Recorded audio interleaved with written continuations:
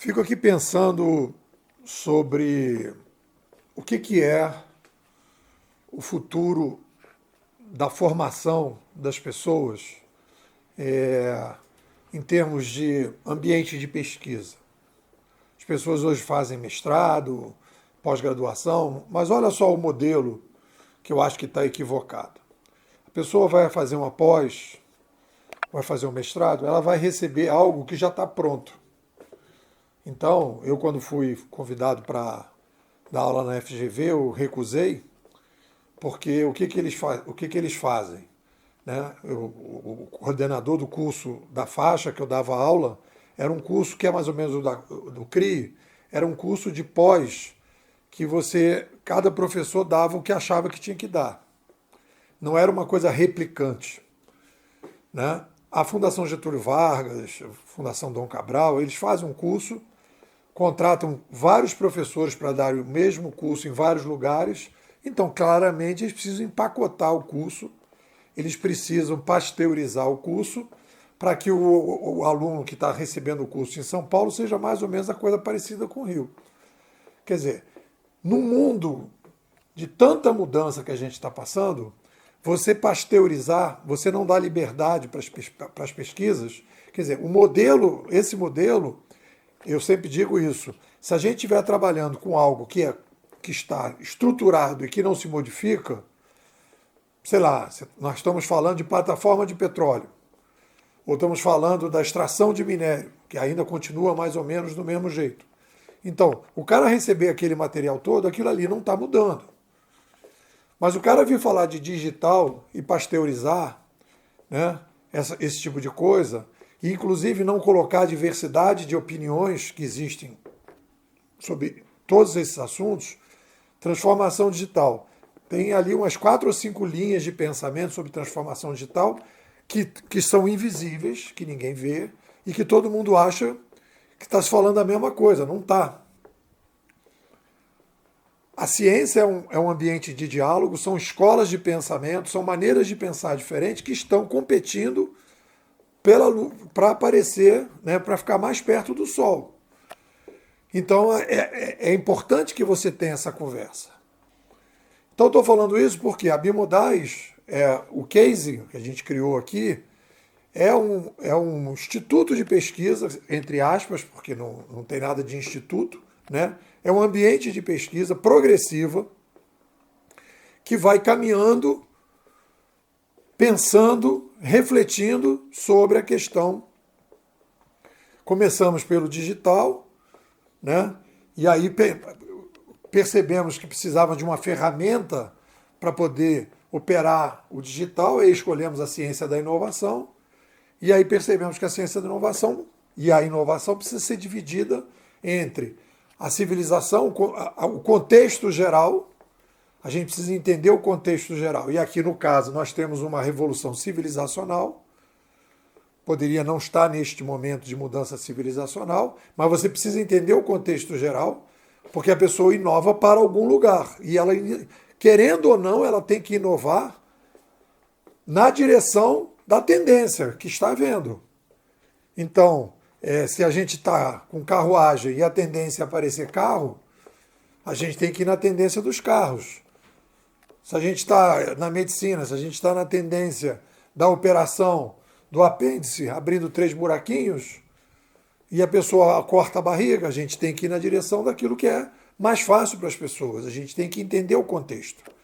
E depois a gente tem que ver, aí no caso da inovação civilizacional, o grupo, e depois as pessoas.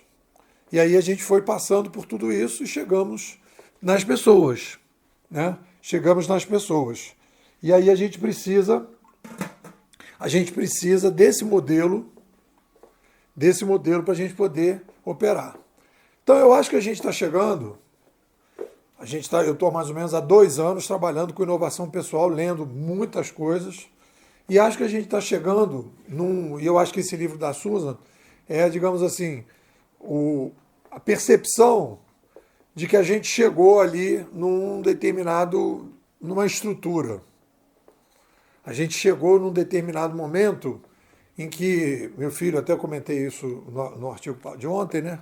no áudio de ontem, meu filho me perguntou, papai, como é que a gente sabe que chegou num determinado ponto limite? É porque, de repente, as bases estruturais do edifício mais ou menos estão prontas e começam a não mudar tanto. E a gente vai lendo os autores, eles vão reforçando coisas que a gente já estava achando, e vão reforçando, etc. Tal, e a gente vai estruturando. Então, uma coisa que eu acho que é fundamental, e eu falei isso no artigo de ontem, é a questão da bimentalidade. Nós estamos comentando, né? Essa semana a gente está se dedicando ao livro Agilidade Emocional da Susan David, que é uma psicóloga. O livro eu coloquei na bibliografia básica e ela fala que a gente precisa ter agilidade emocional. E aí o que eu digo é o seguinte, o que ela está falando de agilidade emocional, né, e às vezes flexibilidade emocional, eu diria, e aí às vezes o Goleman chama de inteligência emocional, né, eu diria que a gente está falando de duplicidade mental. A gente não... quando eu estava estudando inovação, que eu comecei a estudar inovação pessoal, isso não era uma coisa para mim tão clara e tão evidente como agora. E não acho que para você e para as pessoas que estão ouvindo esse áudio e para as pessoas que não acompanham muito a Bimodais, né, não é uma coisa clara você dizer que nós temos duas mentes. O Kahneman falou das duas mentes, o Goleman falou um pouco das duas mentes, o Kahneman falou sistema 1, sistema 2, mas a coisa mais importante para a gente fazer uma mudança na nossa vida é justamente entender essa bimentalidade. Susan baseia seu esforço para que as pessoas levem a vida melhor na proposta de agilidade emocional. Na verdade, o nome mais adequado para o que ela propõe seria o de duplicidade mental. Ter uma vida melhor significa a capacidade de entender que temos duas mentes, uma para armazenar e reagir e outra para refletir e ponderar. Vou repetir. Uma para armazenar e reagir e outra para refletir e ponderar. Uma mente secundária mais ativa nos permite olhar para nós mesmos de longe e perceber a nossa autodiversidade. Já disse isso ontem, né? O Sapiens é a única espécie que tem duas mentes e a gente só conseguiu ser o que nós somos, estarmos hoje com 8 bilhões de pessoas no mundo por causa da questão da duplicidade mental, porque a gente consegue repensar aquilo que a gente pensa. Isso para mim ficou tão evidente, mas isso não é o mainstream. Isso não é o mainstream. Então, como é que uma pessoa é mais criativa? Quando ela consegue olhar para a sua mente primária. Quando ela consegue separar a mente primária da mente secundária. Isso, se a gente for desenvolver, eu quero aumentar a capacidade criativa de alguém, então consiga entender que aquilo que você pensa é algo que a gente tem que criar no Sapiens, a formatação básica obrigatória, para ele se transformar em Sapiens, mas para ele se transformar num pré-Sapiens, talvez. E para ele ser um Sapiens mais completo, mais maduro, mais sábio, mais inteligente, um Sapiens que pode conseguir ser o máximo de Sapiens que ele conseguir, ele tem que olhar para a sua mente secundária e reformatar essa formatação básica. Aí ela diz, né, quando ela fala das emoções negativas, agilidade emocional, abro aspas para ela, agilidade emocional é um processo que permite que você permaneça no momento, mudando ou mantendo o seu comportamento de modo a viver de maneira que harmonize com as suas intenções e valores. O processo não envolve desconsiderar as emoções e os pensamentos incômodos, e sim encará-los de uma maneira relaxada, enfrentá-los com coragem e compaixão e depois deixá-lo para trás para fazer com que as coisas importantes aconteçam na sua vida. Né? Essa é a mensagem principal dela. A gente precisa olhar para a gente mesmo. Mas quem olha para a gente mesmo? Aquele papo que eu já falei ontem também, eu preciso sair da caixa. Não, você precisa olhar para a sua caixa, você precisa olhar para as suas emoções. E aí a nossa querida Susan também é adepta do cadernismo, que é ficar anotando. A terapia, eu vou fazer terapia. Não, querido, você não vai fazer terapia, eu vou explicar o que você vai fazer. Você vai pedir para alguém ajudar você a desenvolver a sua mente secundária. Ir ao divã é colocar a sua mente primária numa almofada, ficar olhando para ela e desenvolver a sua mente secundária. É isso que o terapeuta faz. Aquela ideia da transferência, a transferência é você olhar de fora a sua mente primária, suas emoções, o que foi formatado, e começar a questionar. E aí eu botei, uma vida melhor é aquela que passamos a aprender a lidar com as emoções negativas como um aviso do que algo precisa ser mudado. Aí diz a Susan, em ambos os casos, quer sejam reflexos precisos da realidade ou distorções prejudiciais, esses pensamentos e emoções são uma parte daquilo que somos e podemos aprender a trabalhar com eles e seguir em frente. É a ideia que a gente tem desenvolvido aqui na escola, né, do polilismo. O nome é o polilismo, né? Pô, tá cheio de gueri-gueri, né? Mas o mundo é monolista. Eu sou assim, eu faço assim, eu comando, eu posso assistir a televisão e aquilo não me influencia, eu posso comer o que eu quiser que aquilo não me modifica, eu mando em tudo, eu sou o cara, ou eu sou a cara. Só que a coisa não é assim. Nós somos polilistas, a gente tem vários erros, a gente precisa negociar com essa galera. Aí o que ela fala em relação a isso? Ela fala o pensamento e o pensador. Abro aspas para ela. Depois de ter organizado e acalmado nossos processos mentais, em seguida criado o espaço necessário entre o pensamento e o pensador. O que é esse espaço entre o pensamento e o pensador, Susan? O pensamento é a mente primária, porque é uma coisa só. E o pensador é a mente secundária. Aí abro aspas para ela. Podemos começar, quando fazemos isso, né, a nos concentrar mais naquilo que realmente nos interessa. Nossos valores essenciais, nossas metas mais importantes. Então, quando eu criei essa ideia do polilismo e eu lido com isso na minha vida, eu dei nomes aqui para... eu tenho um ansiosão. Quem que é o ansiosão? Né? Pô, ansiosão é aquele cara... O ansiosão é aquele cara que... quando vai pegar avião, pegar ônibus, ele fica mega ansioso. Aí você vai dizer, pô, você é ansioso? Eu falo, não. O ansiosão é ansioso. Só que ele joga para mim uma energia muito forte e eu preciso, então, criar uma metodologia para que eu não deixe que ele tome conta da parada. Então eu me preparo antes, eu saio antes para ficar tranquilo, porque eu fico ansioso, eu tenho pesadelos de perder esse tipo de coisa. Por que isso acontece? Não sei. Mas isso existe. Em outras situações eu não fico. Por exemplo, hoje eu vou dar uma palestra. Na verdade, eu estou gravando hoje, né? Então foi ontem, né? Ontem eu dei a palestra sobre educação. Ansiedade, zero. Se eu vou falar para 200 pessoas ou 400 pessoas, fico muito mais ansioso na hora de pegar um avião do que dar uma palestra para 400 pessoas. Não fico. Eu fico tranquilo. Então é aquela coisa. Então você vai dizer, então é para tudo? Não, é para alguma coisa. Então a gente vai percebendo esse tipo de coisa e a gente vai negociando com esses vários erros que a gente tem. A gente vai conseguindo gerenciar esse tipo de coisa. E aí a gente tem que evitar dizer eu sou assim, eu estou assim, né? Eu sou assim, e não, a gente está assim. E o que a gente pode fazer para lidar melhor com estes nossos personagens dentro da gente? E é para isso que a gente tem a nossa mente secundária, para que a gente possa trabalhar. Aí o que ela diz em relação a isso? Reconhecer, aceitar e distanciar-nos das coisas assustadoras, dolorosas ou perturbadoras nos confere a capacidade de mobilizar mais a nossa parte, que enxerga mais longe, que integra os pensamentos e os sentimentos. Aí tem uma coisa que eu acho que é importante. O papel que a gente tem na nossa vida é de um coordenador de uma equipe. É assim que eu me vejo hoje em dia.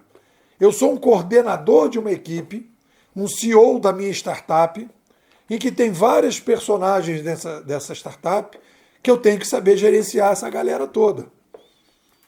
Para que eu continue fazendo e continue tendo uma vida mais adequada e uma vida que me dá um bom TRC, né? Mais bom humor, mais tranquilidade, mais motivação, mais resiliência e mais criatividade. É para isso que eu acho que a gente tem que caminhar. Essa é a recompensa no curto, no médio e no longo prazo. E a gente sentir esse bom TRC. né? Aí, como vários outros autores de inovação pessoal, e aí isso vale para a gente, né? A gente tem que ir devagarinho nos desafios. Uma pessoa com problemas, principalmente depois que se aposenta, né? E na vida que a gente tem, é que a gente não consegue colocar desafios. Uma vida que as pessoas chamam de tédio, que a pessoa acorda na segunda-feira de saco cheio, doido para chegar à sexta-feira, é uma vida que a pessoa não tem desafios. A mente humana, ela precisa de desafios. Ela tem na mente secundária o eu criativo. Quando o eu criativo não tem aquela ração dos desafios, o cachorrinho começa a ficar meio zangadinho e ele começa a morder. E aí ele começa a morder, e aí então você começa a procurar, e aí obviamente, recompensas de curto prazo, e aí você começa a procurar aquelas recompensas, vai comer, vai beber, vai fazer uma opção de coisas que mais vão atrapalhar do que ajudar na sua vida no longo prazo. Aí coloquei, nunca diga eu sou, eu sou assim. Eu tive uma menina que eu namorei que ela dizia, eu sou chata. No fundo eu cheguei à conclusão que ela realmente estava chata, mas ela não dizia assim, eu estou chato ou eu sou chata em relação a isso. Ela não era chata em relação a tudo, mas algumas coisas ela era chata. Se ela pudesse dizer, eu estou chata, e como eu posso superar essa minha chatice neste campo aqui, ela poderia melhorar e não ser chata como ela dizia que ela era chata. Ela assumiu que era chata, botou no peito a ideia que era chata. Outra coisa que a Susan coloca é a questão dos hábitos, facilitar. Eu fiz aqui uma mentoria com a Susan, ela falou, eu não estou conseguindo ouvir seus áudios, Nepô. Aí eu falei, coloca o hábito âncora. Ela também fala do hábito âncora. O que é o hábito âncora, Nepô? Eu ouço os meus áudios que eu produzo lavando louça. Eu falei, Susan, você não lava a louça? Lavo.